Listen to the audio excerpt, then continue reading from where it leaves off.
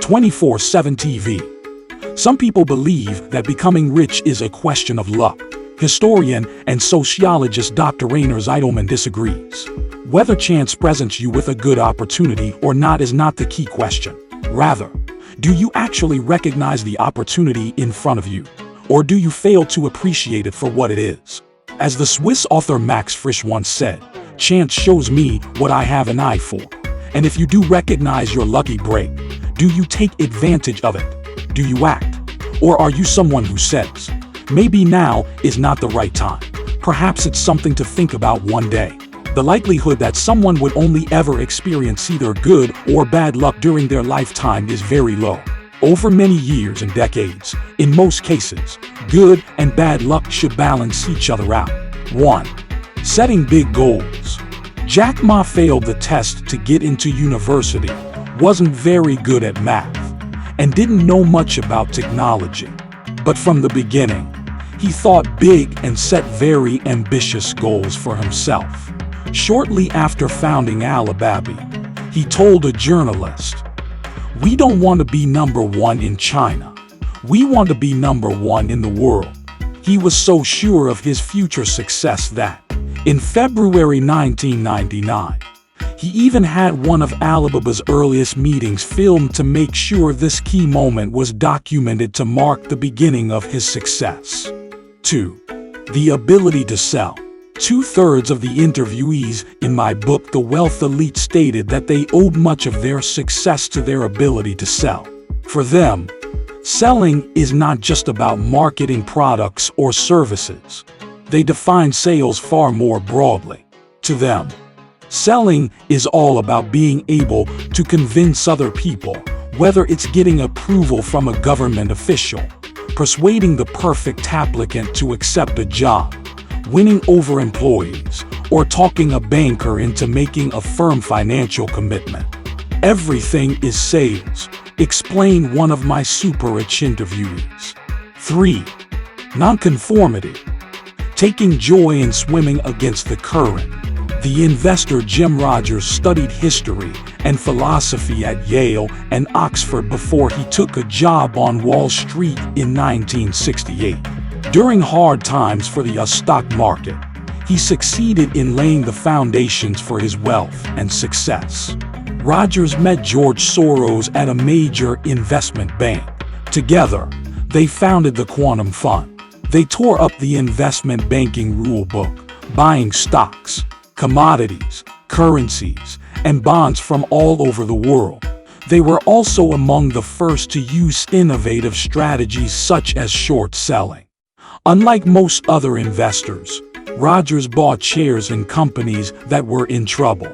In the mid-1970s, for example, he invested heavily in the aircraft company Lockheed. Rogers once told the story of a fancy dinner with bankers and investors. One of the other guests had heard that Rogers had been buying Lockheed shares. At that time, Lockheed was hit by a number of scandals and getting bad press nearly every day. The company's share price had collapsed. Who would invest in a company like that? Wondered one of the guests loudly enough that everybody at the dinner could hear him. The other guests joined in the laughter. Rogers felt humiliated after all. He was the butt of their joke. But Rogers had done his homework, and he was right with his positive analysis of the company. The share price shot up, and his fund made a huge profit. At the same time, the S&P 500 index rose by just 47%. The Quantum Fund managed by Rogers and Soros gained an incredible 4,200%. 4. Being able to handle setbacks. Most of the super-rich have faced serious setbacks and crises. What is striking is the attitude they generally take when things go wrong. They do not blame outside forces or other people, but look for the fault in themselves. They do not complain about being the victims of circumstance or the evil deeds of their opponents, or they take personal responsibility for their mistakes. Nor do they make excuses for negative market developments. If the market takes a tumble, they blame themselves for misjudging the market. So often, this is what distinguishes successful people from unsuccessful people. 5. Focus, focus, focus. In early July 1991, Bill Gates saw invited some guests over for dinner, including his son Bill Gates, Jr., the founder of Microsoft, and the investor Warren Buffett. These were two of the most successful men in the world who, for many years, had been at the top of the Forbes World's Billionaires list. The host asked his dinner guests, "What factor do you feel has been the most important in getting to where you've gotten in life?" Buffett immediately replied, "Focus." Bill Gates, Jr. agreed. Warren Buffett, too, had focused on a single goal for decades. According to his biographer, Alice Schroeder, even as a child, his dream was to become rich.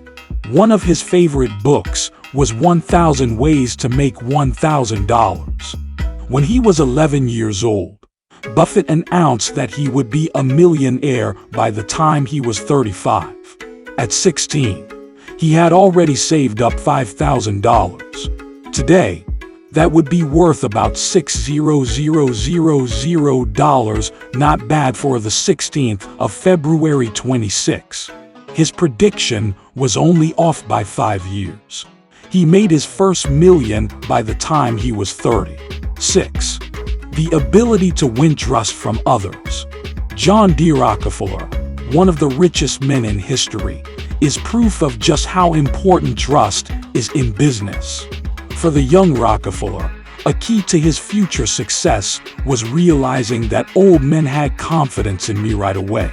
Throughout his incredible career, he said, his biggest problem was always to obtain enough capital to do all the business I wanted to do and could do, given the necessary amount of money.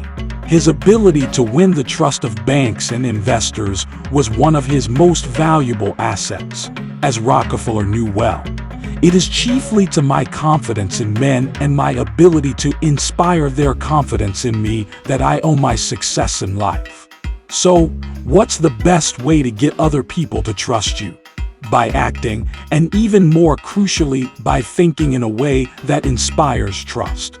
Warren Buffett applies the following test to every decision and action. Is it something you would be happy for your wife, family, friends, and neighbors to read about the next day in their local newspaper? 7. Persistence and a willingness to experiment. Many books stress the importance of persistence, and that's true. But staying power alone is no guarantee of success. It needs to be combined with another very important characteristic: the willingness to experiment. Experimentation is more important than a precise business plan. Michael Bloomberg, no. 9 on the Forbes list of the richest people in the world with assets of $55 billion, details the earliest days of his company. One of his key insights is that rigid planning can do more harm than good. You'll inevitably face problems different from the ones you anticipated. Sometimes you'll have to zig when the blueprint says zag. You don't want a detailed, inflexible plan getting in the way when you have to respond instantly.